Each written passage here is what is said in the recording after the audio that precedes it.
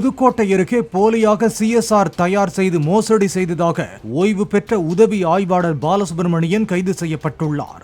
வெள்ளனூர் காவல் நிலையத்தில் பணியாற்றிய பாலசுப்ரமணியன் 3 மாதங்களுக்கு முன்பு ஓய்வு பெற்றார். அவர் திருக்கோகர்ணம் காவல் நிலையத்தில் பணியாற்றிய போது முகமது காசிம் என்பவர் தன்னுடைய 62 சென்ட் நிலத்தின் பத்திரம் தொலைந்து விட்டதாக புகார் கொடுத்து சிஎஸ்ஆர் பெற்றுள்ளார். இதற்காக தாம் கேட்ட தொகையை கொடுக்கவில்லை என முகமது காசிமிடம் பாலசுப்ரமணியன் சண்டையிட்டதாக கூறப்படும் நிலையில் விவகாரம் மாவட்ட எஸ்பி வரை சென்றது. அப்போதுதான் காவல் நிலைய ஆவணங்களில் கணக்கு காட்டாமலேயே போலியாக சிஎஸ்ஆர் தயாரித்தது தெரிய வந்துள்ளது.